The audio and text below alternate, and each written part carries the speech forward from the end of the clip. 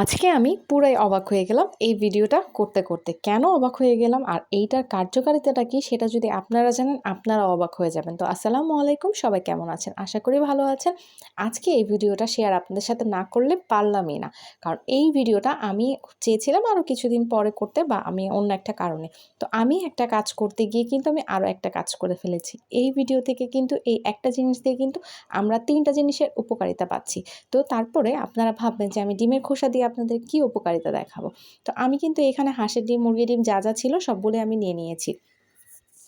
তো সবগুলোকে আমি কিন্তু চাইলে মিক্সচারে মিক্সড করতে পারতাম। তো আমি মিক্সচারে গ্রেট না করে আমি কিন্তু পাটাপোতা নিয়ে বসে পড়েছি বাঙালিদের মতো। বাঙালি মেয়ে বাঙালিভাবে করার জন্য না, সেইটা না। আমি এইখানে কেন করতেছি সেটাও আপনাদের সাথে শেয়ার করব। তো একটু নাড়াচাড়া করতেছিল, কারণ আমি তো পাটাপোতাতে অত বেশি অভ্যস্ত না। তো তারপরে কিন্তু আমি নিচে একটা কাপড় দিয়ে সুন্দরভাবে এটাকে টোটালি করে ফেলতেছি। একদম পাউডার মতো করে ফেললেই হবে। একদম যদি পাউডার না হয়, হালকা একটু আস্ত দানা থাকলেও কোনো সমস্যা হবে না। তো আমি কিন্তু আস্তে আস্তে পুরোটাকে খুব ভালোভাবে মিক্সড করে ফেলতেছি। আপনারা সিরিয়াসলি অবাক হয়ে যাবেন এই ভিডিওটা কেন করছি আর এই ডিমের খোসা দিয়ে কি হয়ে যাচ্ছে। আপনারা ট্রাস্ট মি, আপনারা ফুল ভিডিওটা দেখবেন, তাহলে কিন্তু আপনারা নিজেরাও বুঝতে পারবেন। তো এইটা কিন্তু আমি মিক্সড করতে করতে আমি কিন্তু অনেকগুলোই মিক্সড করব, কারণ আমি এটা দিয়ে কিন্তু একসাথে 3টা কাজ করব এই ডিমের খোসা দিয়ে। প্রথম কাজটা যেটা করব, পুরোটা পাউডার হয়ে যাওয়ার পরে আমার যে বারান্দা বাগানের গাছগুলো আছে সেগুলোতে আমি দিয়ে দেব। এটা কিন্তু পাউডার করে দিলে মাটির সাথে খুব সুন্দরভাবে মিক্সড হয়ে যায়, আর এটা কিন্তু খুব ভালো সারের কাজ করে। আপনারা যারা বারান্দা বাগানের কাজ করেন তারা কিন্তু জানেন, যাদের ছোট বাগান আছে, বারান্দা বাগান বা ছাদ বাগান। আরেকটা কিন্তু হচ্ছে পাটাপোতা আপনার ধার হয়ে গেল, এটা কি আপনি জানেন? করতে করতেই নিজে বুঝতে পারবেন। তো এখন আমি ৩ নাম্বার এবং অবাককর যে জিনিসটা করব সেটা হচ্ছে ডিমের খোসা পাউডারের ভিতরে ১ চা চামচ পরিমাণ আমি হচ্ছে আপনার হুইল পাউডার, সার্ফ এক্সেল যে যেটা বাসায় ইউজ করেন সেটা দিয়ে দিবেন।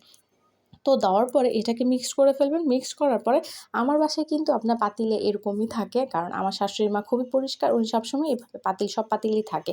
তো আমি চেষ্টা করলাম, যে ভাবলাম যে ফ্রাই প্যানটাতে এইভাবে করে আমি একটু ট্রাই করে দেখি, বা আমি আপনাদের সাথে শেয়ার করি জিনিসটা। দেখেন ফ্রাই প্যানের কী অবস্থা, একটু পানি দিয়ে নিলাম, তারপরে কিন্তু আমি একটু পাউডারটা দিয়ে দিলাম মিক্সড করা।